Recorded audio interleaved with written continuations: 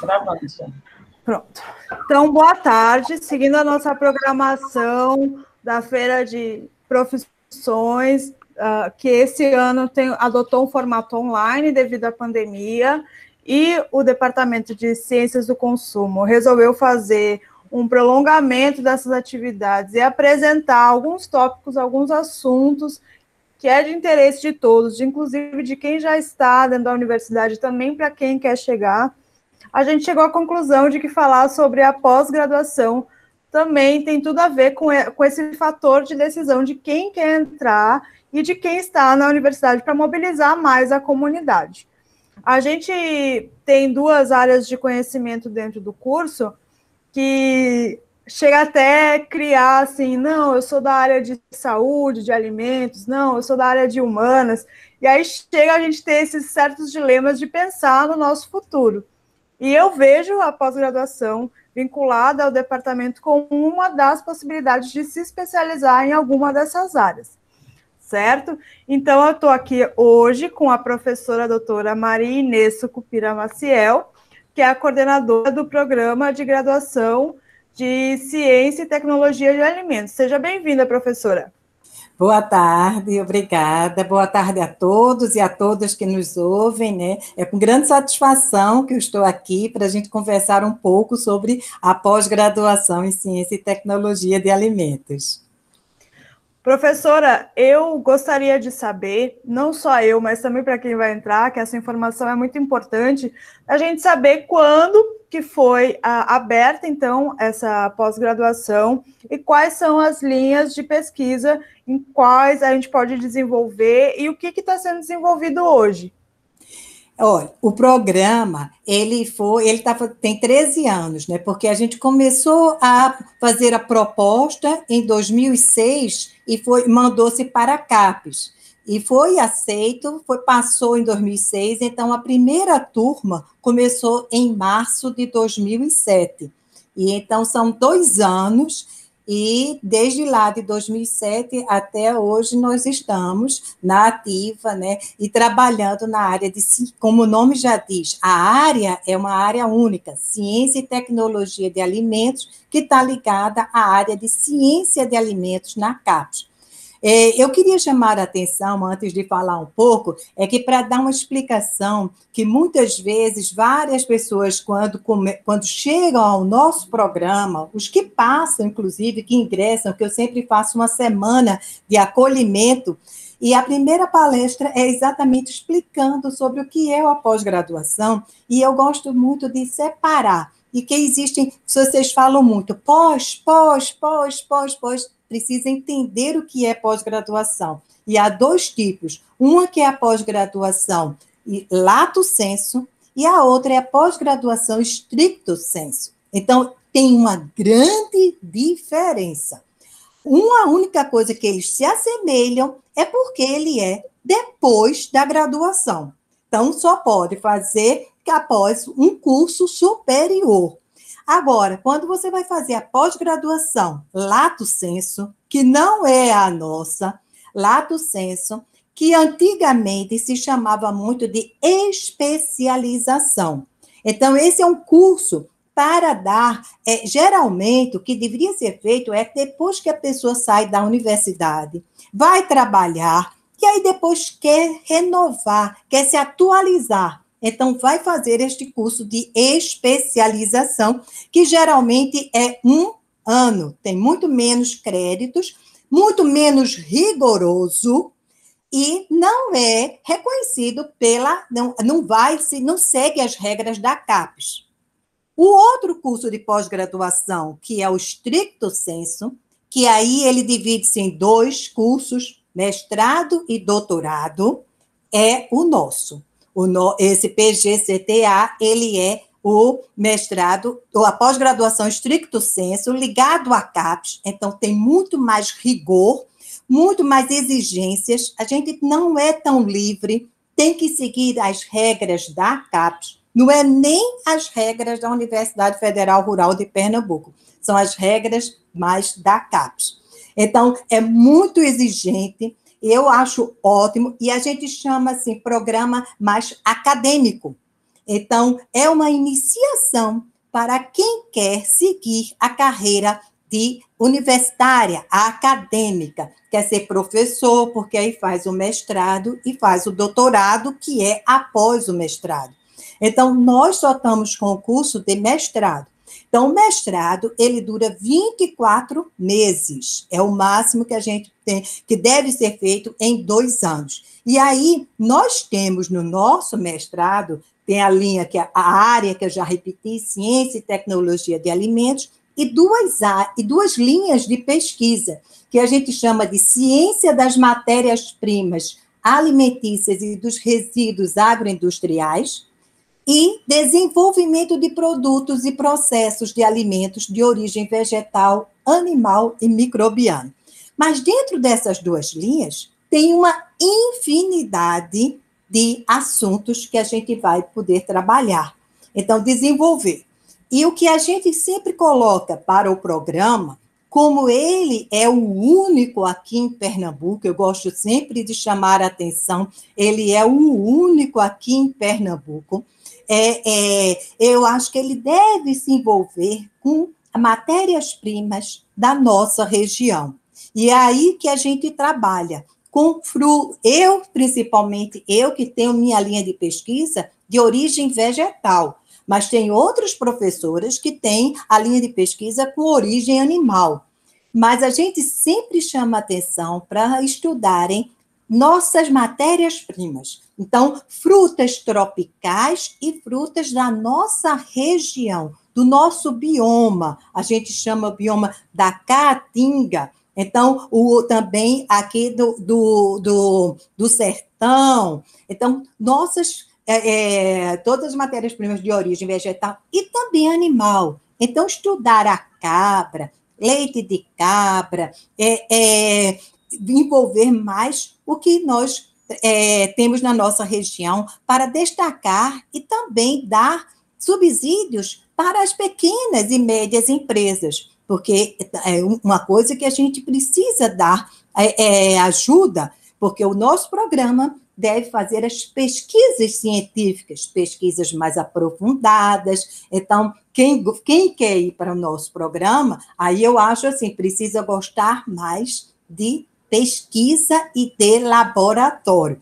Por isso que as pessoas fazem uma diferença, porque realmente humanas e mais para laboratório. Então, quem vai trabalhar com a pesquisa de laboratório, infelizmente, não trabalha com o ser humano, mas trabalha para o ser humano, porque aí vai ver o que é que aqueles alimentos podem fornecer para uma melhor saúde, para uma melhor qualidade de vida. Então, eu sempre digo que a gente fica um pouco isolado durante o trabalho, porque é muito solitário, é dentro de um laboratório e com muita paciência, mas depois vai ter uma amplitude, porque vai atingir a sociedade como um todo.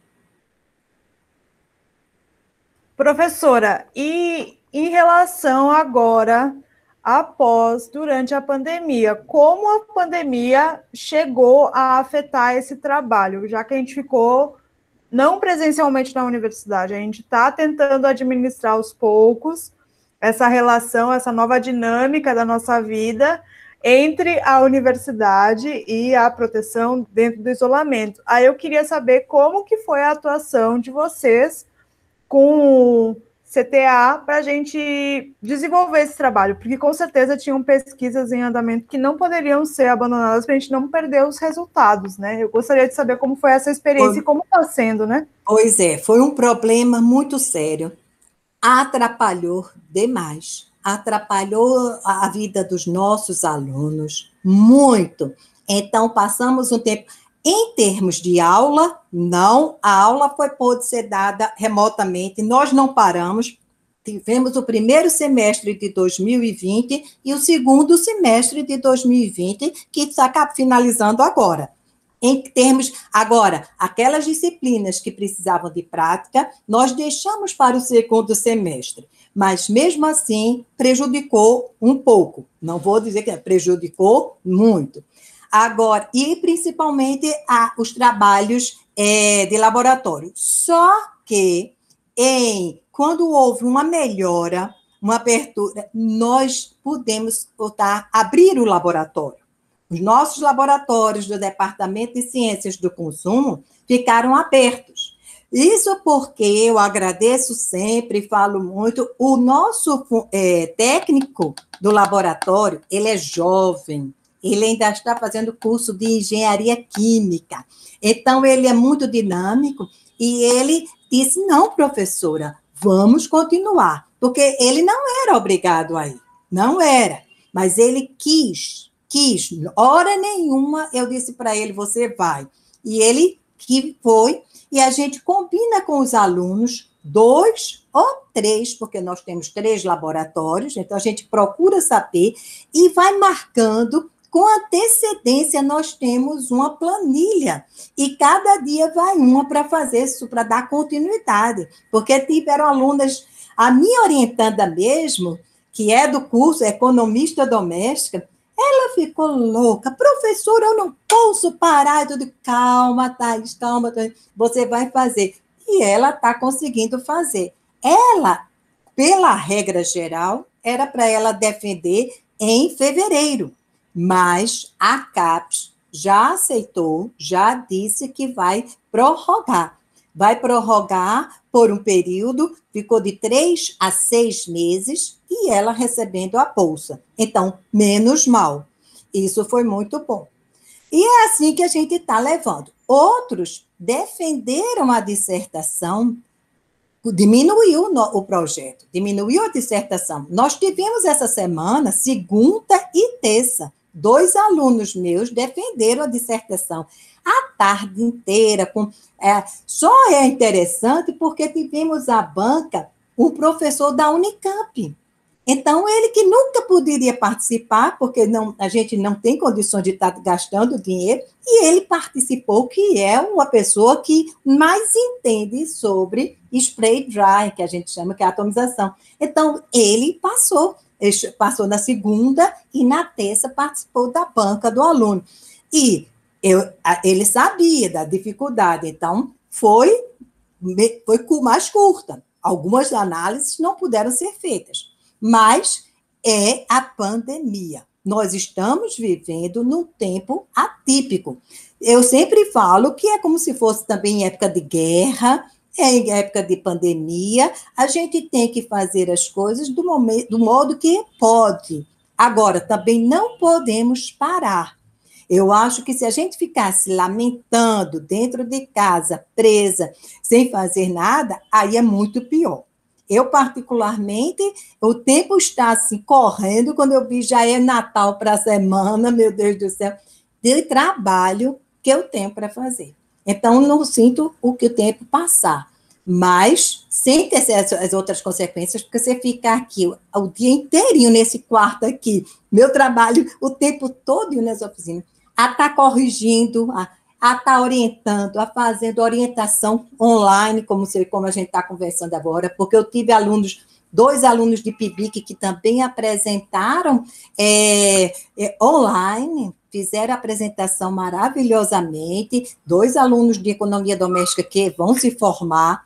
Tivemos uma de ciências do consumo, que ela é bolsista da FACEP, apresentou na FACEP também, que terminou, que ela recebe bolsa da FACEP.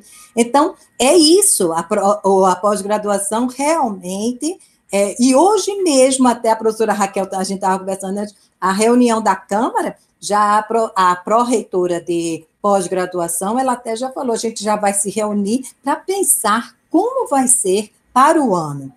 Como é que vai ser, vai ser mais híbrido, porque não foram aulas práticas, a gente teve porque os alunos quiseram por conta própria, só que com controle sanitário, eu controlava. Eu, uma vez ou outra, também ia lá no laboratório para observar como estava sendo o trabalho. Amanhã mesmo, de manhã, nós vamos ter uma reunião com todos os alunos, que eles estão doidos, que querem utilizar em janeiro e fevereiro, querem, e outros já querem começar. Então, a gente vai ver como é que vai sair. Então, é isso. O nosso programa, ele é muito, exige muito trabalho de laboratório. Então, eu sempre digo às pessoas que é isso. Eu sou química, mas eu ensino na economia doméstica há 30 anos já. Então, é conseguir ver. E tem alunos, sim, que gostam. Agora, do Ciências do Consumo, eu já dei aula, alguns disseram, não, professora, eu não quero nada com química, nada com... Mas outras não. Tenho exemplos, como eu já falei, a aluna Vitória mesmo está comigo desde o início, que ela é minha bolsista. Foi bolsista Bia, e agora está com 2 anos, PIBIC, e adora o laboratório. Gosta demais. Ela é uma das que está indo. E eu fico preocupada, às vezes, pergunto. Então, é só você. Se você gosta, eu sempre eu assusto um pouco os alunos. Isso eu assusto. Assusta um pouco porque eu digo, olha, será que você vai gostar? Mas aí, para quem for, eu já tive alunos de química, de biologia, de nutrição, de engenharia agronômica, de vários cursos. Mas não é porque faz química que tem obrigação de gostar. O importante é você gostar, se interessar pelo projeto, porque, como eu disse, eu trabalho com as frutas, com as espôndias, trabalhei muito com acerola, depois com cajá umbu, siriguela. Então, a gente vai estudar. Ontem mesmo, nós promovemos, eu não sei se vocês viram, mas a gente promoveu uma palestra muito interessante, inclusive de um professor do Rio, que ele é coordenador da pós-graduação lá da Universidade Federal do Rio de Janeiro, e ele falou sobre a jabuticaba, tudo sobre jabuticaba. Então, é isso, a gente precisa dar força às nossas frutas, às nossas matérias-primas. Eu sempre falo que tem umas frutas que a gente paga caríssimo, tem uma fruta pequenininha que é chinesa, uma vermelhinha que vende seca, que é caríssima. Eu estou esquecida do nome agora dela, que é um nomezinho bem esquisito. Não sei se vocês já viram. Ela é menor do que uma uva passa, avermelhada, e é da China. É caríssima o quilo dessa fruta. Agora, as pessoas compram, por quê? Porque aí começam a dizer, porque tem compostos antioxidantes, porque tem isso, porque tem aquilo. Gente, não tem nada mais do que as nossas frutas. É só porque ela foi mais estudada, mais divulgada, mas não precisa vocês comerem. É melhor comer uma nossa fruta, uma acerola, chupa uma acerola que tem muito ácido ascórbico, que tem mais os fenólicos. Então, a gente precisa divulgar o que nós temos. E é isso que eu acho que o programa tem que fazer. É uma coisa que é fundamental no meu modo de ver. Professora, então, esse período, por mais que tenha sido dificultoso no desenvolvimento de todo esse trabalho, também oportunizou alguns novos contatos que não teria antes, talvez, pela proximidade, em questão financeira, de disponibilidade de tempo, de ter esse novo recurso humano também em contato com os alunos da pós, é isso? Isso, você falou exatamente, porque tem coisas que a gente pensa que tudo é ruim. Não, nunca tudo é ruim, nem nunca tudo é muito bom.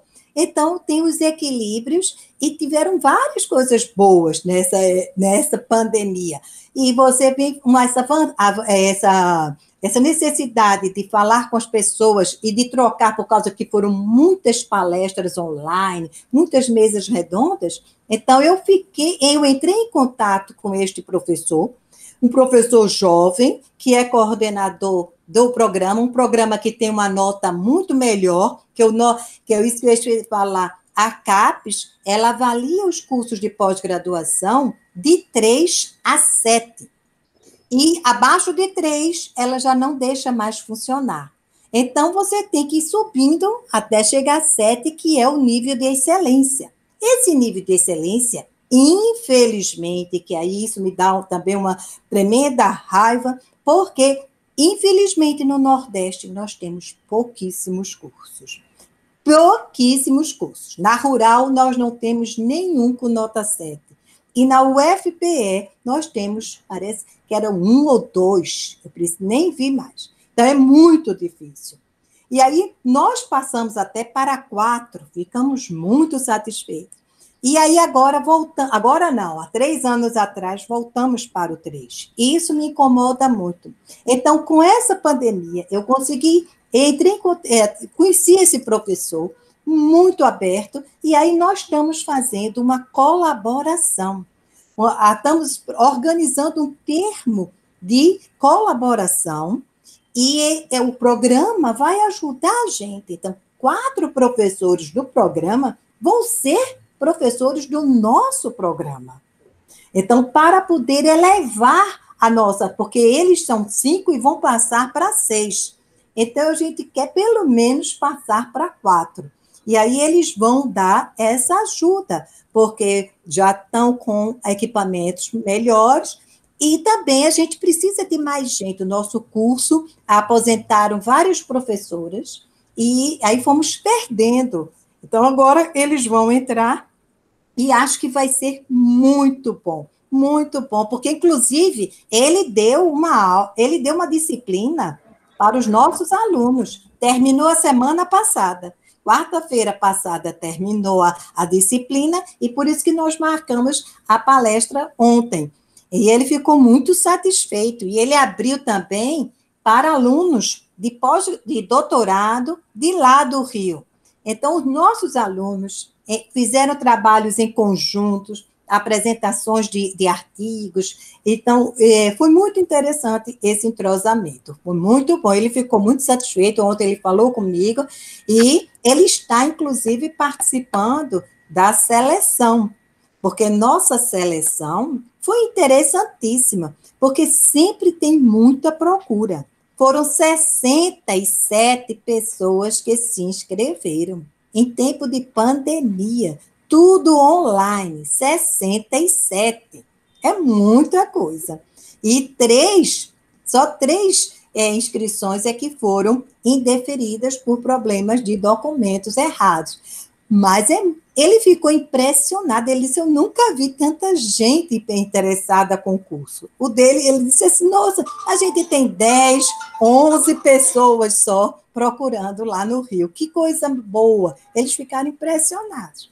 E agora, muito trabalho. Nós vamos trabalhar em janeiro, fazer prova oral, 1 por 1. Então, assim, quer dizer, apresentação de artigo, perguntas, então, vai dar trabalho para a gente, viu? Mas temos que fazer. Já estamos saindo. Professora, a senhora vê o aluno, o cientista do consumo, depois de formado, buscando essa pós-graduação, porque tem muita gente que diz assim, não, eu sou da área de alimentos, eu amo alimentos, tu gosta de laboratório, tu quer ir para o laboratório, tu quer se aprofundar nessa área, tu pensa em fazer alguma coisa depois, porque muita gente, quando entra no ciências do consumo, fica pensando, o que eu vou fazer depois? Talvez, se aprofundar nos estudos, garanta uma clareza maior dessa atuação. Então, eu queria saber de ti, se tu vê essa potência saindo do ciências do consumo para ir para pós, para o CTA. Olha, eu vejo, porque, e se estudar, se aprofundar, nunca bota você para trás. Nunca. Agora, eu sempre chamo a atenção, porque as pessoas, quando querem uma coisa, têm que estudar, têm que se aprofundar. Eu não me incomodo de dizerem que eu sou da antiga, que eu sou velha, não me incomodo. Mas eu ainda insisto em dizer que estudar mesmo é você ficar sentada horas e estudando. Não é rapidinho fazendo esses negócios da internet, facilitando. Não é uma coisa tão prazerosa. É gostoso quando você faz o que você gosta. Eu adoro. Eu adoro. Então, por isso que eu ainda não me aposentei. Ontem mesmo minha irmã ligou, a hora ligou, 6h30, você pode falar? Eu disse, estou me levantando agora da cadeira, desde 2 horas. Ela, Deus me livre, que eu nunca ficaria a tarde inteira de frente de um computador. Cada um tem um jeito, mas eu gosto. Agora, para fazer bem feito, tem que estudar muito, tem que ler muito. E aí você vai ser bom. Isso eu sempre digo. Você vai ser bom. Agora, meia boca, tem muitos por aí. Meia boca, tem muitos por aí. Então, é por isso que eu digo. É o mediano, vai, mas a gente precisa ter o conhecimento. Você tem que estar lendo, você tem que estar se atualizando, você tem que ter um conhecimento global para usar seus conhecimentos. Você até pode passar por dificuldades, assim, do laboratório. Você está dizendo uma pessoa de ciências do consumo. Ela pode ser, eu tenho que fazer isso, às vezes tem. Depois, ela vai lembrar que disse assim, vai me ajudar. Mas não é necessário mais que ela fique trabalhando no laboratório. Aquele aprendizado deu para ela trabalhar numa empresa de consultoria. Ela dá uma consultoria sobre alimentos, porque ela vai ter uma visão do que é valor nutritivo, do que são compostos bioativos, a diferença dos termos, das indicações. Então, esta pessoa é muito mais capacitada para trabalhar em qualquer lugar. Para mim, eu acho assim fundamental. Fundamental. Agora, é trabalhoso, é desgastante, é muito.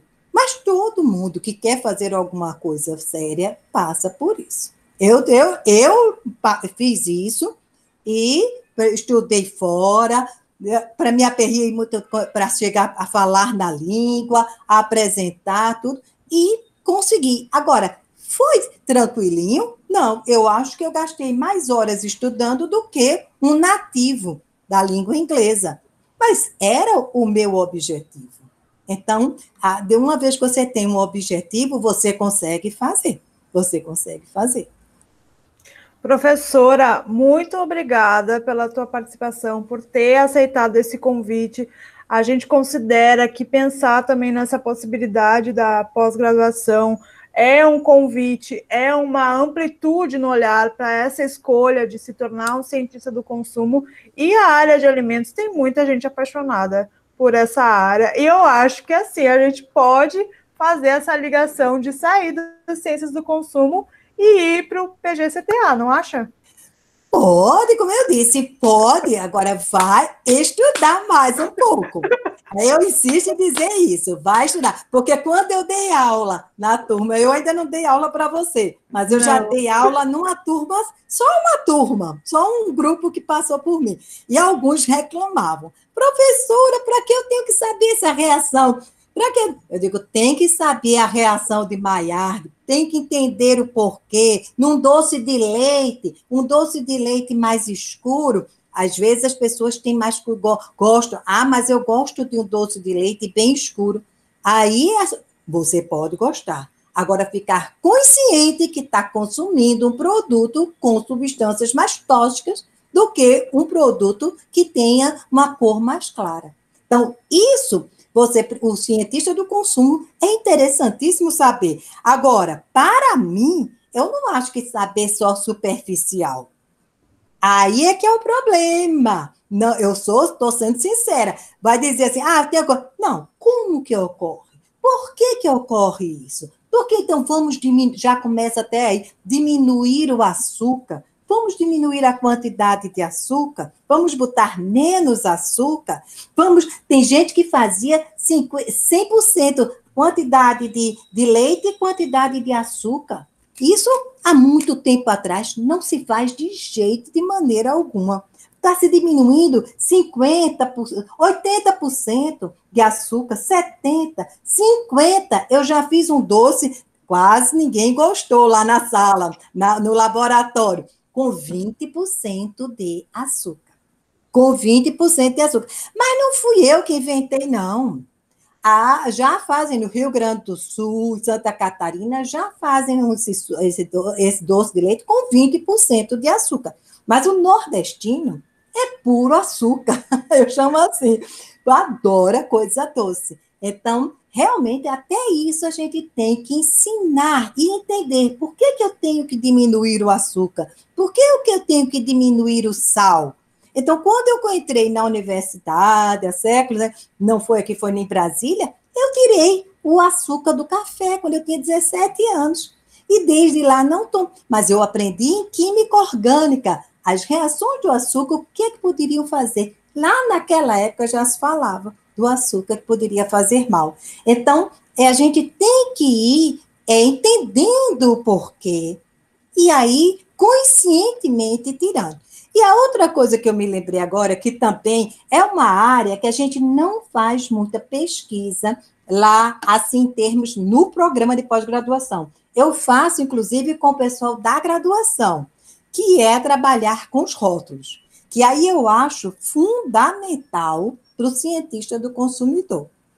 Não precisa ele estudar os rótulos, aí entra mais para a legislação. Vocês precisam estudar a legislação, precisam entender mais as coisas, mas eu ainda vou tentar ver se consigo fazer alguma coisa na pós-graduação. Sinceramente, meu ramo foi todo para lá, nunca trabalhei um projeto que tem que ser mais profundo em relação à rotulagem de alimentos na pós-graduação, mas tem condições de fazer, tem condições. E é um campo fundamental para o cientista do consumo, porque ele tem que aprender até a defesa do consumidor, entra muito em conjunto aí toda a parte de direito do consumidor com o conhecimento da rotulagem de todas as RDCs, as resoluções. Aí é uma coisa que, mas eu não gosto. Porque eu, sinceramente, já não gosto dessas leis, de saber todos os números. Você pode dizer assim, eu trabalho muito com isso, mas decorado, as RDC de cada um, o que é que faz, eu tenho no meu computador, eu tenho. Mas a cabeça, não, porque é para você ver como é que é. Aquilo eu trabalho, mas puxando para entender o que é que tem ali no alimento.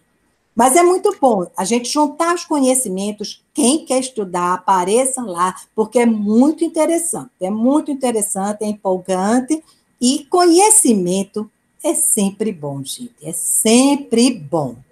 Eu desejo tudo de bom, principalmente para aqueles alunos novatos e os que já estão terminando, e que vamos para frente estudar, que eu acho que a gente tem que confiar nisso, na educação. Infelizmente, a gente tem que provar para esse Brasil que nós somos gente educadas, temos capacidade, então podemos fazer um país melhor. Educando até todos, porque se você tem uma educação melhor, o seu vizinho, a pessoa que está junto com você, já vai ser modificada. Então, eu acredito nisso. Professora, muito obrigada pela tua contribuição, muito obrigada por ter aceitado esse convite, apesar dos intempéries que a gente está sofrendo aqui, com conexão, né? Teve um atrapalhamento, mas nada que a gente não conseguisse superar. Então, eu agradeço muito a sua presença, ter aceitado esse convite e ter aberto essa discussão, porque muita gente acaba entrando na graduação e não entendendo como funciona a pós. E a gente tem que divulgar essa pós e mostrar para as pessoas que essa é uma possibilidade de se aprofundar numa coisa que realmente gosta, né? E às vezes a gente nem entende direito quais são as atuações, como é que funciona. Então, eu achei muito esclarecedor a sua fala. E agora eu vou chamar a Raquel, tá? Que é a coordenadora do Programa de Graduação de Desenvolvimento de Consumo Cotidiano e Desenvolvimento Social. Seja bem-vinda, Raquel. Ei, Rubi, boa tarde a todos e a todas. Inês, é sempre bom escutar Inês. e essa possibilidade, né, de falar sobre a pós-graduação, né? A Inês já pontuou aí, eu acho que é muito importante, né, quando o Inês começa pontuando essa perspectiva, né, do pós-graduação estricto sensu, lato sensu, né, e ainda mais numa área, né, eu vou falar aqui em dobradinha com a professora Laura, porque agora eu estou na coordenação do programa, mas Inês também foi professora do programa, ajudou na concepção do programa, né, do programa em consumo cotidiano de desenvolvimento social. Laura foi coordenadora até ano passado, junto com a professora Alice, e esse programa é uma construção coletiva mesmo, de todo o corpo docente, do departamento, da história do departamento. Então, eu vou pontuar algumas questões aqui e Laura complementa, né? Eu queria começar dizendo que foi muito bom quando o Inês traz essa questão da pós-graduação como um momento, né? Um profissional que se forma na graduação em diferentes áreas, ele vai procurar um aprofundamento, ele vai produzir conhecimento, né, referenciado em uma determinada área.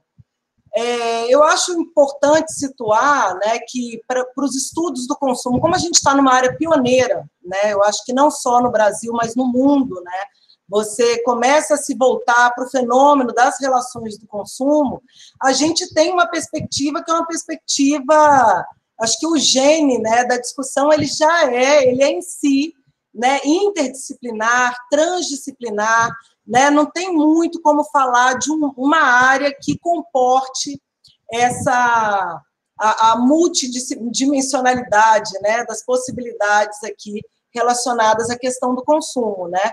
Então, quando Inês fala, né, de uma área específica, né, a questão da ciência e tecnologia dos alimentos, que em alguma medida, ela está diretamente relacionada aos estudos do campo do consumo, né? Então, produção de novos produtos, de pensar a questão da economia, né? Regional, a questão dos frutos, né? Da biodiversidade regional, isso tem uma interface muito grande com o campo do consumo, mas não necessariamente, né? Os nossos estudantes na graduação, eles se formam, né? Não é uma área como se fosse uma passagem imediata, né? Inês chama muita atenção disso. Ela já pontua essa questão da CAPES, né? E eu acho que é muito importante também pontuar isso, até pela história que eu e Laura nós vamos contar aqui desse programa, né? O programa que está no departamento em consumo cotidiano e desenvolvimento social, ele nasce do departamento, da prática, né, da praxis, né, desse corpo docente, dessa universidade, porque a gente tem outros professores e professoras parceiras, mas ele nasce no departamento muito vinculado ao que era a história do departamento até então, né, um departamento de ciências domésticas, né, que está vinculado na área, né, quando a gente pensa a questão da estruturação das áreas de conhecimento, estava vinculado ao serviço social. Então, a gente criou uma proposta, a partir do que a gente já estava no processo, né, tanto da nossa trajetória, mas também num processo de reflexão em relação ao novo curso, né, no departamento, a gente cria um programa de pós-graduação e se vincula na CAPES, a área, né, onde a economia doméstica estava locada, que é a área de serviço social.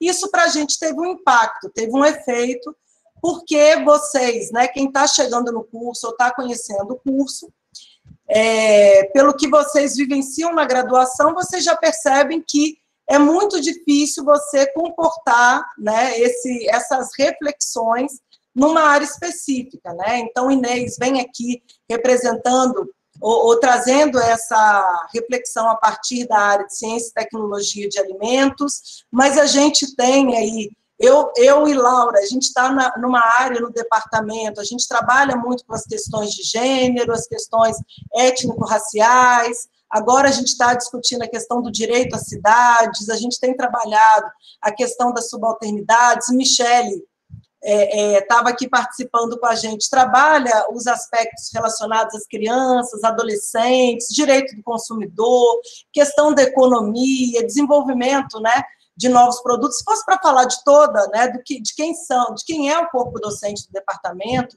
que ajudou a gestar essa proposta, a gente vai perceber que é bem complicado tentar enquadrar isso numa área específica. Então, na história do programa, a gente se vincula à área, que era a área de pertencimento do curso de Economia Doméstica, que também é um curso do departamento, mas não dava conta, dentro da métrica da pós-graduação, de avaliação desse curso, né?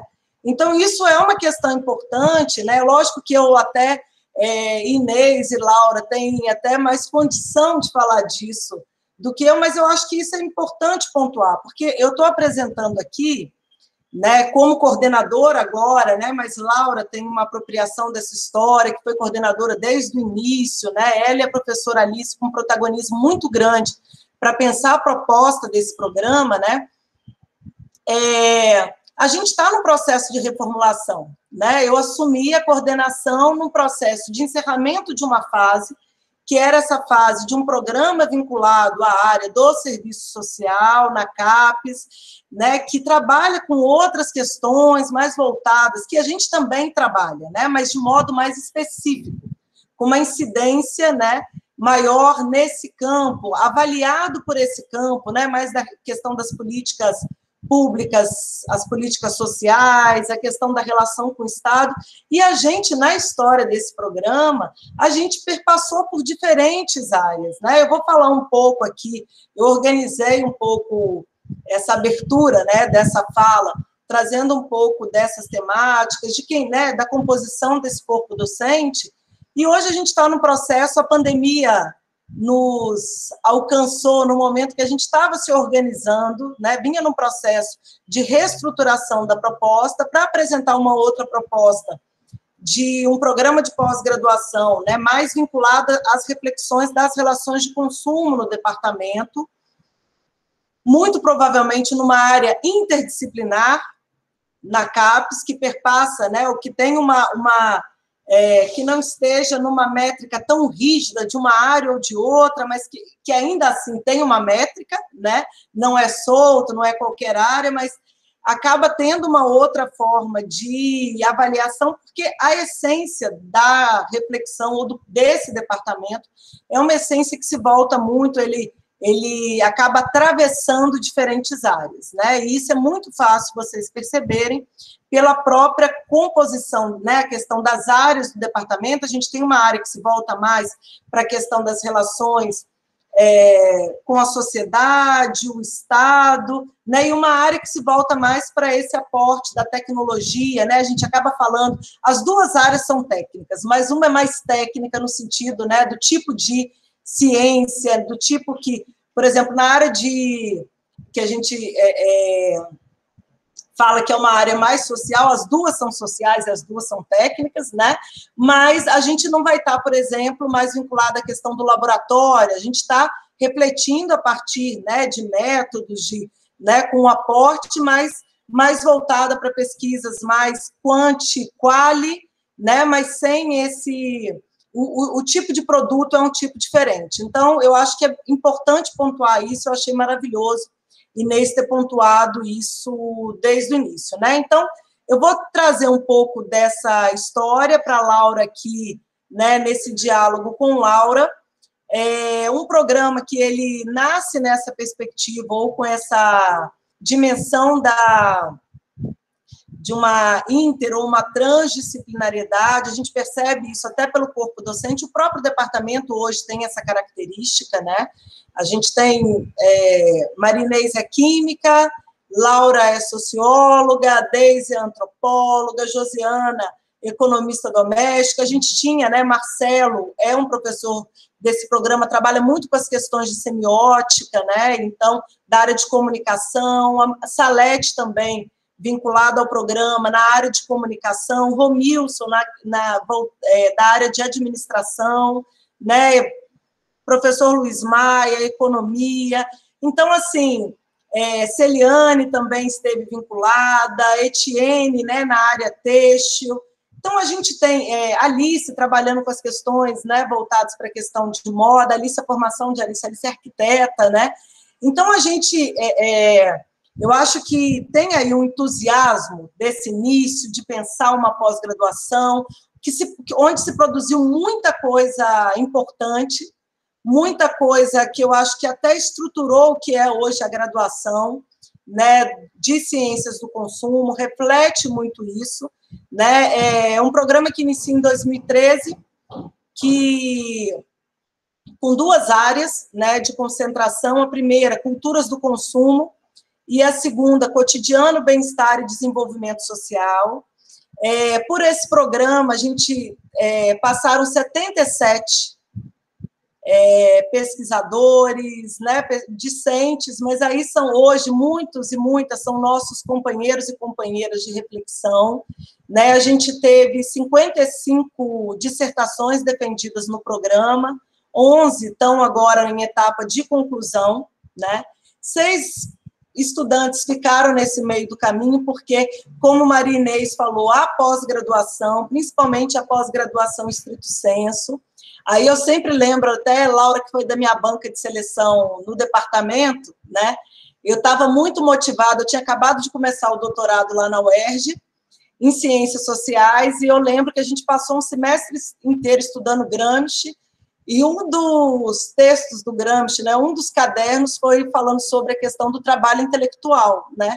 E eu nunca mais me esqueci de um trecho que ele falava: estudar é um tirocínio físico, psicológico, né, e social. E realmente é o corpo que dói, são muitas horas sentadas, né? É um processo que é mediado por uma orientação. Tem horas que você escreve, Rubiane está passando isso hoje, ela está fazendo uma cara assim, né, de paisagem, mas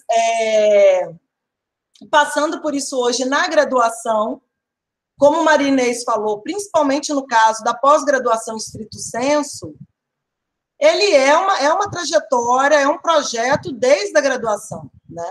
Então, um aluno que se envolve em pesquisa, ele se envolve no PIBIC, ele está produzindo conhecimento, ele se envolve, colabora em alguma medida com as suas pesquisas, com os estudantes da pós-graduação. Então, é um processo mesmo de preparação, né? É difícil um aluno que fala assim, né, eu fiz a graduação, não sei muito bem que área que eu quero atuar, então, na hora que eu me formei, eu vou fazer um projeto para pós-graduação. Isso é muito difícil acontecer, e acontece muitas vezes vindo numa trajetória que não é um caminho, né, não é um passo atrás do outro, mas, às vezes, esse aluno ele se volta para uma especialização, ele vai aprofundar, tendo contato com uma determinada área, para depois vir para a pós-graduação estrito sensu, né? E também, no caso, por exemplo, a gente tem, eu acho que no campo do consumo, ou do que se configura esse campo, o estudo das relações do consumo, a gente tem muitas possibilidades de pós-graduação, como Maria Inês falou, e não necessariamente a estrito sensu, né? Às vezes, para alguns profissionais, na parceria hoje que as professoras Laurileide, Deise, né, Zênia fazia muito isso, trabalhou muito nesse campo da educação do consumidor antes, a questão do direito do consumidor. Tem muitos profissionais, por exemplo, que atuam na área do PROCON, né, atuam com o direito do consumidor, e às vezes o interesse para esse profissional nem é um programa de pós-graduação estrito sensu, talvez seja um mestrado, né, porque a perspectiva dele é uma perspectiva de aprofundar, ter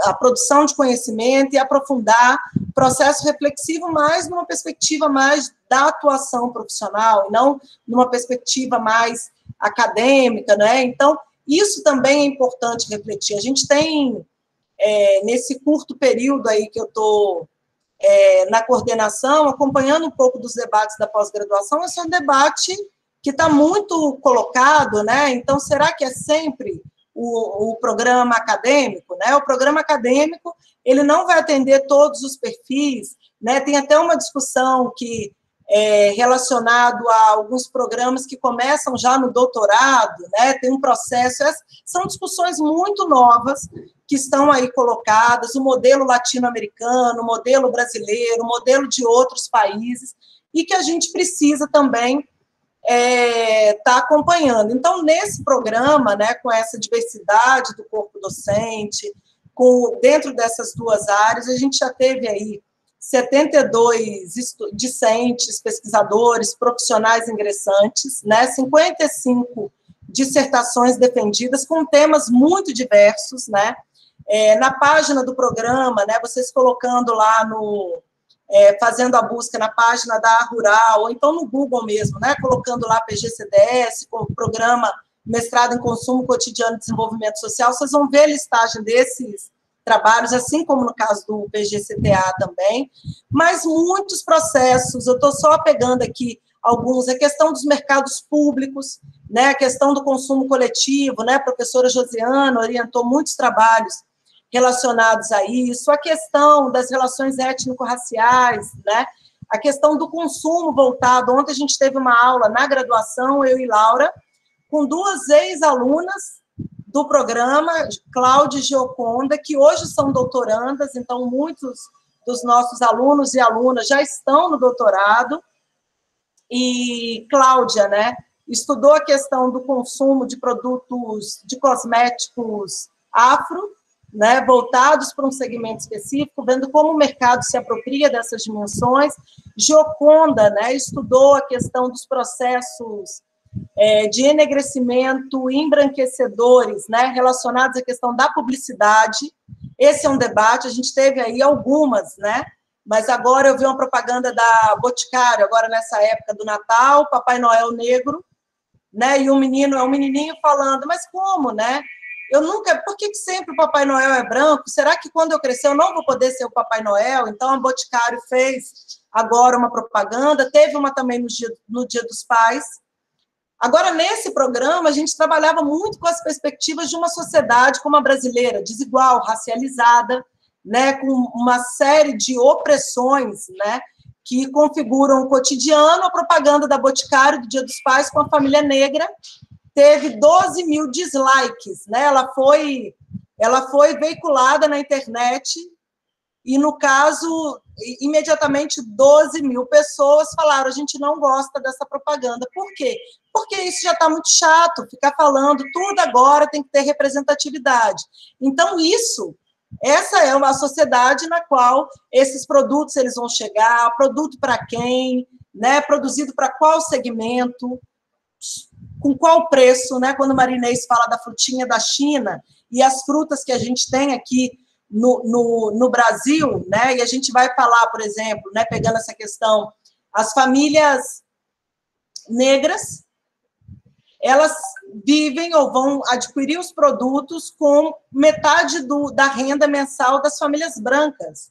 Não chega nem o que foi calculado o preço para você conseguir garantir a questão do acesso aos produtos vinculados à cesta básica, né? Então, são questões que estão aí colocadas. Muitos projetos relacionados à questão da moda, a questão, né, das diferentes grupos sociais, adolescentes e medidas socioeducativas, a questão das redes sociais digitais, a questão da objetificação na publicidade, né, de homens e mulheres. Teve Val que estudou a questão da publicidade de cerveja, né, uma série de trabalhos, a questão da segurança alimentar e nutricional, consumo de tecnologia, né, tecnologia social. A gente teve aí trabalhos relacionados à questão das cisternas, relacionados à questão do consumo de tecnologia da informação mesmo, sobre determinados segmentos, mobilidade urbana. Então, o que eu quero falar para vocês? As questões relacionadas ao envelhecimento, uma série de trabalhos, né?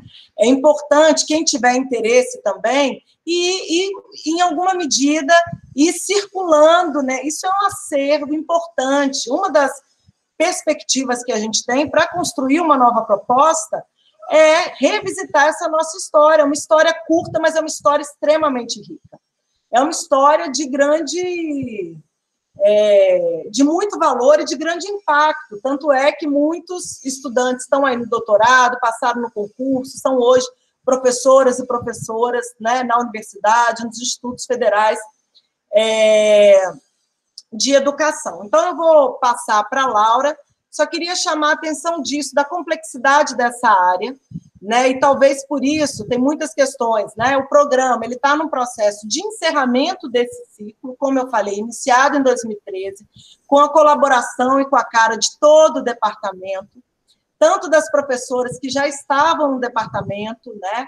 Doutoras naquele momento, já com uma produção, né, acadêmica significativa para apresentar a proposta, professores de outras universidades, né? Marinês deu exemplo aqui dessa colaboração com a UFRJ, a pós-graduação também, para se firmar, ela precisa de um processo colaborativo, de diálogo, de produção coletiva, entre os programas, entre as regiões, né? Entre a graduação e a pós-graduação, de quem sai do programa, porque isso também é medido, né? Então, o ex-aluno do PGCTA, para a gente, né, um aluno que sai e ele continua produzindo com seus professores, produzindo, que passa no concurso, passa no doutorado, isso tudo é incidência, porque demonstra que o processo de formação foi um processo consolidado, foi um processo que gerou vínculo, que gerou impacto,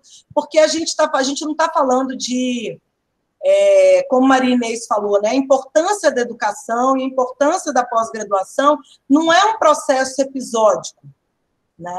Eu vou fazer pós-graduação porque agora eu não estou fazendo nada, então não estou trabalhando, eu vou fazer pós-graduação. Não é isso. A gente está pensando a produção de conhecimento, a ciência do nosso país, e a gente está pensando a incidência disso, né, nas universidades, na sociedade, a importância da pós-graduação e da graduação, da universidade, relacionada a esse contexto de pandemia, né, como a Maria Inês falou, se assemelha a um contexto de guerra, da gente conseguir perceber, né, ou criar possibilidades de refletir sobre essas dimensões. Então, é isso, no campo, vou passar para a Laura, e estão todos e todas convidadas, né, e convidados a construir com a gente esse novo capítulo, essa nova história, que é uma história que vai nascer da experiência do corpo docente, todo o corpo docente do departamento, dos discentes do departamento, por isso que eu estou assim, né, pegando aqui do meu lado no pé, de quem está comigo no PIBIC, nós vamos produzir, nós vamos publicar, vamos atrás, vamos olhar, a gente precisa, porque isso é importante para produzir, para conseguir pensar essa nova proposta, né? Então, é isso, e a gente está... É um tempo muito difícil, mas a gente está muito, todos e todas nós, muito animados e muito esperançosas, porque pós-pandemia, não é pós-Covid, né? Porque a gente vai ter que conviver com ela, mas pós o período mais acirrado da pandemia, vai estar cada vez mais confirmada a importância da universidade, da produção de conhecimento, para a gente conseguir se organizar, conseguir melhorar a qualidade de vida da sociedade, né, e pensar, inclusive, a questão da autossustentabilidade, soberania nacional em alguns campos, né, agora nesse contexto de pandemia, né, essa área que Maria Inês falou da questão das matérias-primas, né, muitos segmentos parados, porque a gente estava num contexto, os outros países também vivenciando isso, então era isso e eu fico à disposição. Laurita. Raquel, antes de passar para a Laura, eu queria fazer um comentário. Apresenta e media. Antes de passar para a Laura, desculpa, Laura, eu queria perguntar para ti e para a Maria Inês que, diante dessa fala de vocês, dessa apresentação de vocês, pensar na pós-graduação, nesse mestrado, junto com vocês, a gente deve considerar como um projeto de vida, né?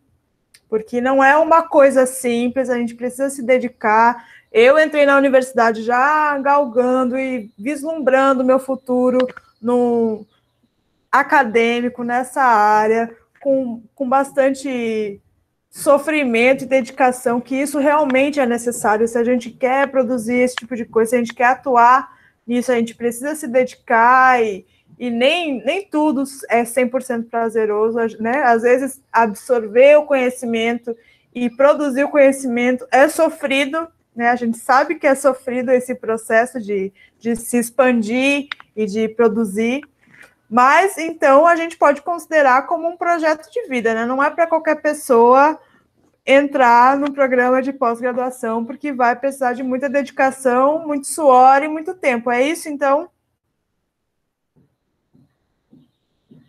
O microfone de você está desligado. Desculpe, eu gostei muito da fala da professora Raquel, que é um diferencial contra a minha, e eu sempre digo, aí eu divido humanas e exatas, eu não sei falar, eu sei mais é trabalhar no laboratório, meu jeito de falar é muito direto, e a Raquel falou muito bem, mas é isso mesmo, é um projeto de vida. Agora, não posso, quando você diz, não é para qualquer pessoa, é para qualquer pessoa que queira se entrar nesta vida de fazer pós-graduação, mestrado, doutorado. Aí sim porque você tem que querer. Agora, dizer, como a professora Raquel falou muito bem, não é porque eu saí da graduação e aí vou fazer uma pós porque tem uma bolsa. Tem uma bolsa, e aí já é um dinheirinho que eu ganho, e é meu trabalho. Isso é o que estava acontecendo. Inclusive, não é que eu esteja achando certo ou errado o que a CAPES está fazendo. Não vou por aí julgar, porque eu não sei o que é que eles estão fazendo. Mas muitos falaram, eu vi muitas palestras e tudo da CAPES, porque diziam isso, que o programa com bolsas certas já ficava aquela tranquilidade, não tinha aquele interesse da pessoa ir buscar, fazer um projeto que vá competir para conseguir bolsas. Então, é um pouco assim, porque a gente tem que ter muito cuidado, administrar é muito difícil. Então, é aquilo, se você dar com facilidade, as pessoas entravam. E aí, vamos dizer a realidade, muitos alunos entravam, às vezes, porque sabiam que tinham bolsa. Outros vinham e faziam mesmo sem bolsa. Então, o interesse é estudar. Aí, vamos tentar vamos lutar para conseguir uma bolsa, vamos fazer um projeto bom e lutar e tentar. Então, é esse o cuidado, porque é o equilíbrio que é o mais difícil. Então, a CAPES exatamente está mudando isso. Agora mesmo, nossos alunos todos estão com bolsa, mas hoje a pró-reitora falou, a CAPES disse, não pode dizer no programa, na página do programa que vai ter bolsa para os alunos. Não pode, porque você não sabe se a CAPES vai dar. Então, é isso que eles querem, ver se a pessoa entra com vontade de estudar, porque é aquilo que eu quero e vou fazer com todas as forças. Lógico que a bolsa ajuda, mas ajuda a gente tentando lutar com um projeto muito bom, porque às vezes as pessoas se acomodavam. É o problema, é muito difícil, mas a gente chega lá. Muito bom mesmo. Aí, só mais uma coisinha, que é essa outra estrutura, que aí eu também acho interessante, porque, às vezes, pode-se fazer, como a professora Raquel falou, interdisciplinar, e aí entra uma parte da parte de alimentos, mas não precisa ser tanto como da ciência e tecnologia. Então, teríamos os dois programas, um bem específico e um outro que também vai envolver, quer dizer, também ter professores da área de alimentos, mas nesse que seria interdisciplinar e que aí seria um pouco com outra visão. Tem condições de fazer isso também. Então, a gente precisa discutir, sentar, trabalhar muito, junto com alunos interessados do programa. Isso mesmo. Obrigada, Marines. Quer chamar Pronto, a Laura? Agora está pronta, Laura. Já tem a deixa, Laura. Pronto. Então, Laura, seja bem-vinda. Obrigada por ter chegado até aqui hoje, né? A gente acabou criando essa oportunidade de tu estar aqui hoje também, contribuindo com a tua visão, com a tua experiência, tá? E eu queria saber de ti também, Laura. Fazer mestrado, pós-graduação é um projeto de vida? Começa como projeto de vida e continua como projeto de vida. E para o resto da vida, né? Resto da vida. Tem sido um momento de falas riquíssimas. Falas que partiram de Inês. De vez em quando nós tivemos algumas falas em tempos idos, quando estávamos querendo enriquecer o mestrado. Mas hoje Inês está com uma visão que seria, se nós naquela época houvéssemos podido trocar como hoje, tivesse sido um momento. Mas essa é a história, esse processo. A gente está aqui, mas a gente avança, não fica aqui. Bom, como Raquel expressou, o lugar acadêmico onde esse curso em nosso mestrado em consumo cotidiano e desenvolvimento social, esse lugar onde a gente ficou não era o lugar certo. Ficamos em uma área de conhecimento onde o consumo era igual a capitalismo.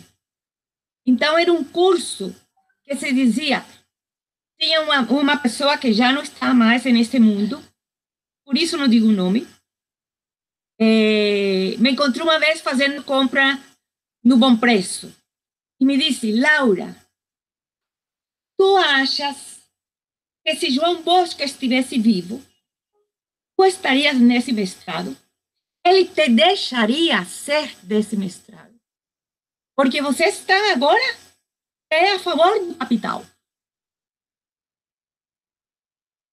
Eu disse, vivo ou morto, não interessa, porque quem escolhe o mestrado sou eu, não ele. Né? Bom, mas é porque era representante dessa área de conhecimento onde terminamos caindo pelas ligações originárias da economia doméstica. A economia doméstica, como curso, contribuiu com as discussões do consumo. Profissão que, na época, estudava o consumo, educação do consumidor, essa preocupação. Daí que nós arrancamos. Mas não para olhar desde um outro ponto de vista, senão precisamente para quê? Fazer a crítica do consumo, inseridos nessa dinâmica das contradições do capital, mas a gente não foi entendida desse jeito. Nosso lugar era o da interdisciplinariedade, mas como na época nos colocaram que essa era uma área muito difícil de entrar, então a experiência que estávamos iniciando, era um momento que se estava vivendo na universidade, a gente foi por ali. E não tivemos a sorte nem da área de conhecimento para onde fomos, que é a área de ciências sociais aplicada enraizada com serviço social, nem na própria área de economia doméstica, que estava saindo como curso e que assumiu substituir a economia doméstica pela mesma área do serviço social. Então, a gente ficou aí. Bom, mas essa área da interdisciplinariedade, Raquel expressou muito bem essa colocação. Isso que tem sido, que foi, que era o que pensávamos como mestrado. Consumo cotidiano do dia a dia, da vida. E desenvolvimento social. Né? Essa problemática era a que nós estávamos querendo colocar. Bom, mas essa problemática trouxe para a alegria nossa como professoras do mestrado, que todos os professores e as professoras que passaram pelas bancas ficavam admirados das temáticas das dissertações. Dissertações que fantásticas, pela elaboração, pela penetração dessa realidade que se queria conhecer, e nós na perspectiva de um futuro doutorado, na perspectiva que a Inês estava colocando, que é preciso, o conhecimento nunca para, porque desenvolvimento social, na perspectiva dos nossos países, supõe, requer de conhecimento. Conhecimento como ciência, conhecimento como produção, conhecimento como saber, como experiência de vida, porque tudo isso também é conhecimento. Bom, então nós fomos 2 anos depois com uma avaliação 3 e já nos liquidaram. Não tivemos apoio dessas 2 áreas de origem para dizer, não, mas esse é um curso que tem a primeira avaliação e com 2 anos e já está saindo, não era assim, mas ficou por isso. Mas o curso, independentemente disso, produziu e tem produzido conhecimentos e as dissertações, por favor, entrem, como disse Raquel, nesse acervo que está aí e vocês vão ver como vocês vão ficar apaixonados pelas temáticas que estão presentes. Nós duas estamos tendo uma experiência fantástica, porque estamos num desafio de uma disciplina semestre passado que agora virou outro desafio que está sendo riquíssimo, onde nós estamos trazendo nossas ex-alunas do mestrado, que estão discursando para os estudantes, e onde a gente vê essa interdisciplinariedade e essa transdisciplinariedade. Quer dizer, essa dinâmica de conhecimento que supõe essa temática. Bom, mas, por outro lado, eu estive vinculada a um mestrado de Ciência e Tecnologia dos Alimentos. Vocês não imaginam a riqueza da minha aula, mas não porque era eu que estava dando aula. A riqueza era porque era metodologia da pesquisa, com estudantes do mestrado em Ciência e Tecnologia dos Alimentos e estudantes de consumo cotidiano e desenvolvimento social. Então, as trocas de conhecimento, as ferramentas metodológicas de pesquisa, começaram a partilhar. Estudantes nossos que também estudaram a questão dos como que foi que tu falaste dos nomes das marcas, das embalagens e tudo isso.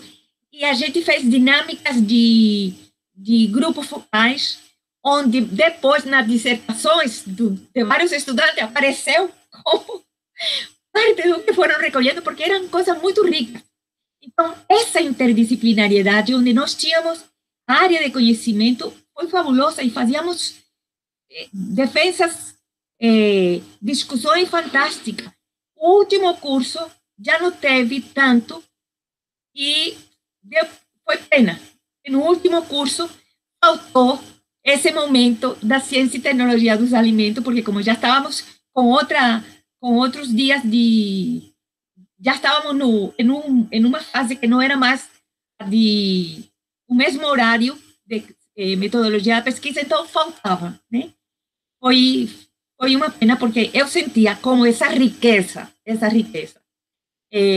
A gente até pensou que, quem sabe, se um dia sonhou isso, um dia aí sairia um doutorado do departamento, onde essas áreas estão aí. Uma dissertação que vai ser defendida no dia, não me lembro, mas depois sai o convite.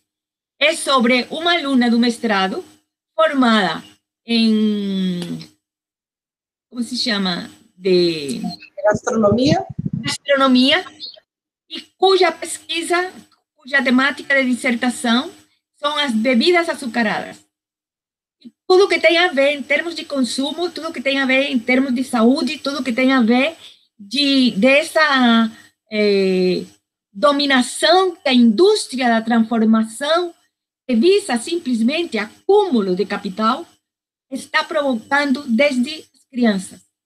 Então, no caso desta aluna, de Gabriela, mulheres que foram entrevistadas por ela, onde desde criança não podiam beber refrigerante, que era o que eu tivesse gostado, então tomavam sucos em pó,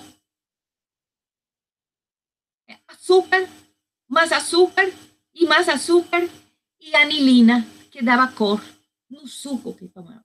Então, vocês veem essa problemática que estava aí. Então, foi ótimo ouvir falar a Inês, porque nossa maturidade como departamento, quem sabe se começa a ter outra semente.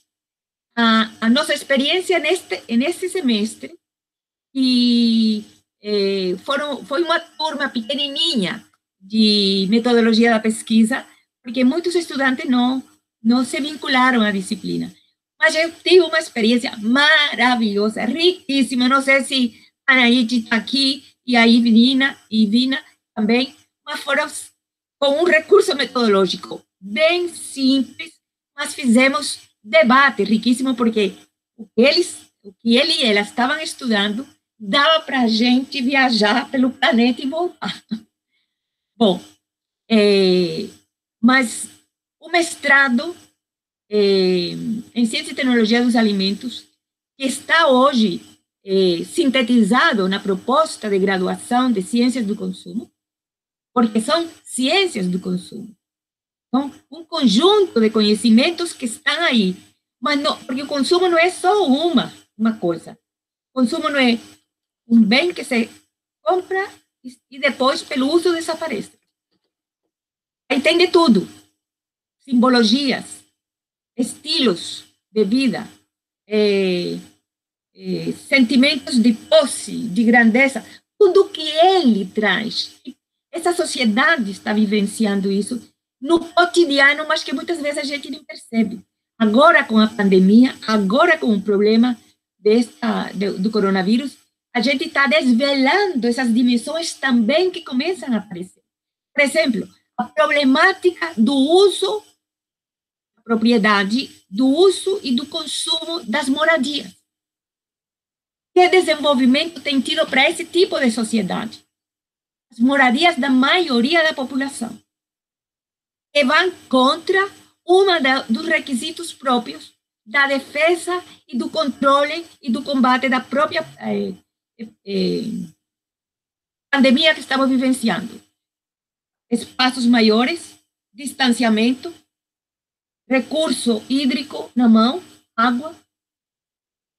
E cadê a moradia da grande maioria da população? As casas não permitem. A dimensão da moradia, a dimensão da habitação, já disse, se dá o coronavírus aqui, se expande, ou vamos dormir na rua, ou vamos dormir no teto de casa. Mas as estruturas habitacionais vão contra a própria proposta de preservar a saúde de todos pelo isolamento. Porque em casa não há isolamento. A habitação não tem isso. Tudo isso são problemáticas que têm a ver com a problemática do consumo, no sentido de quanto ela é de uma interdisciplinariedade e que aparentemente escapa. Que tem a ver isso com consumo? Primeiro, porque nem todo mundo tem a posse de uma casa, de uma moradia. E segundo, porque muitas vezes até a moradia é a própria rua. Nós tivemos um debate fantástico sobre os moradores de rua. Então, e o que a gente aprende aí? O caso, por exemplo, de Suape, a beleza de Suape. Esse condomínio que fica aqui na praia, lindíssimo, como é que chama? E que a gente não pode nem chegar lá, porque primeiro tem que ter determinado tipo de transporte para chegar até lá. Carro próprio. E não todo carro pode entrar. Então, as ruas, os espaços, parece que se está em Estados Unidos, onde as casas não estão coladas, sino divididas pelo jardim que está na frente. Então, o mar por um lado, os jardins pelo outro. Espaço à vontade. Mas quem está aí, a gente nem pode ir para conhecer. E agora, muito menos, porque a pandemia não deixa que a gente chegue. Então, vocês veem essa problemática que nós sonhamos em que isso se vai transformar em um outro mestrado, onde essa riqueza da interdisciplinariedade, que já nosso curso de graduação, nosso querido curso de graduação, a gente ama esse curso de graduação em Ciência do Consumo, ele já vai dar essas possibilidades. Depois da fala de Inês, muitos estudantes de Ciência do Consumo, quem sabe, fazem um mestrado, aprender de outras coisas na área das tecnologias dos alimentos, porque ali há uma grande fonte de estudos interdisciplinares que têm a ver com o problema do uso e consumo de alimentos, onde o processamento dos alimentos não é somente para nos ajudar, senão que nos afeta até diretamente com a vida, diretamente com questões de saúde. Então,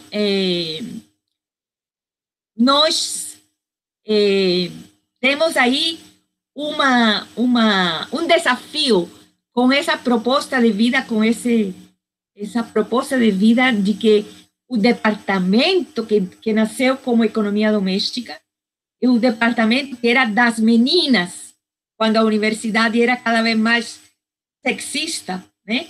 A maioria todas eram homens, poucas eram mulheres. Só em economia doméstica não tinha um chefe que era mulher, que fosse homem, porque lá não tinha homem. Só tinha um médico que ele dizia, me deem de tudo, mas a mim não me coloquem em cargo, porque eu sou médico e tenho que fazer minhas coisas como médico. Bom, mas que esse é um curso que a gente não pode esquecer. Não pode esquecer porque tem fontes aí. Economia doméstica tem fontes de conhecimento aqui que vieram e que hoje se plasmam em ciência e tecnologia dos alimentos. Estudantes de economia doméstica que já estão fazendo doutorado na área de ciência e tecnologia dos alimentos. Nós tivemos um aluninho que era uma coisa incrível. Hoje, vocês conhecem, né? Marconi. Ele é para tudo. Ele começou com PIBIC e... Marconi já terminou, já acho que Marconi é tonto. Bom, então vocês veem a riqueza desses cursos de graduação e a gente, essa é o único bem que a gente tem e o ladrão não leva, só se acaba com a gente. O conhecimento é um dos bens que a gente deve desejar, conhecimento, saber, porque a vida da gente vai depender disso. E o ladrão não leva, só se dá um tiro e nos deixa sem fala, mas a gente pode escrever. Hoje em dia pode escrever. Então, quando Raquel, que é a coordenadora do mestrado, ela é a figura, começar a nos chamar, vamos assistir, vamos apoiar, vamos trocar, vamos nos unir, como elas duas falaram.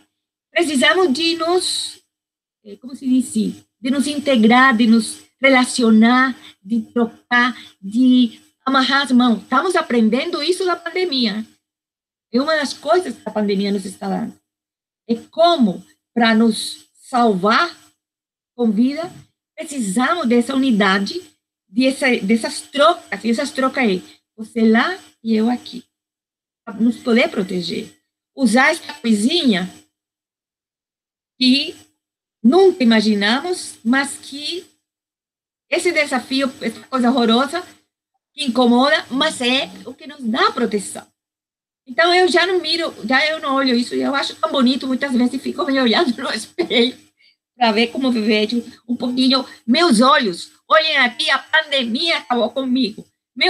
Emagreci, caíram minhas pálpebras, então... A máscara está segurando para que não fique no chão. Então, estou achando linda. Digo, eu vou levantar minhas pálpebras, pelo menos ninguém vê que estou desse jeito. Estou achando isso bonito. Está me dando um charme, pelo menos. Porque estou ficando assim, com as pálpebras todas. Bom,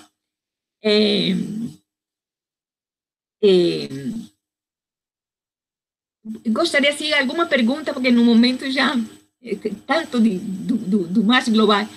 Uma pergunta. Laura, a gente não tem perguntas, tá? Mas como vai ficar gravado esse vídeo para posterioridade, para quem estiver interessado em conhecer, mas eu já adianto que eu pensava, não, quando eu terminar minha graduação, eu vou querer sair do país para procurar alguma coisa para estudar, mas eu acho que eu vou ter que ficar aí com vocês, viu? Porque está muito sedutor esse programa de vocês, viu?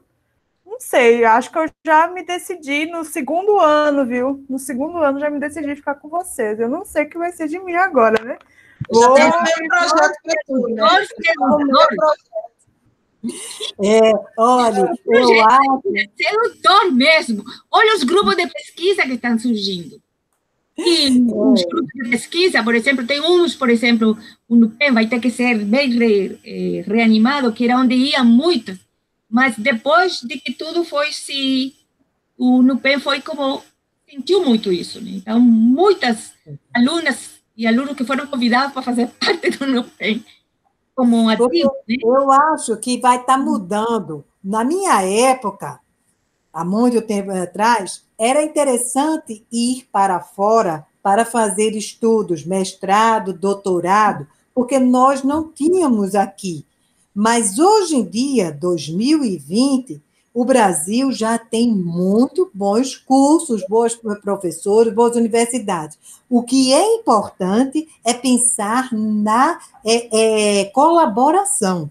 Aí sim, ir passar 2 meses, 3 meses, volta, vai lá e vê uma coisa, e trabalhar em conjunto, manter um trabalho com o professor, como ontem o professor deu a palestra, como eu tenho um professor na Itália, e eu nunca fui no laboratório dele, nunca, mas já publicamos 4 artigos em revistas internacionais, de quais bons, com a cooperação só pela internet.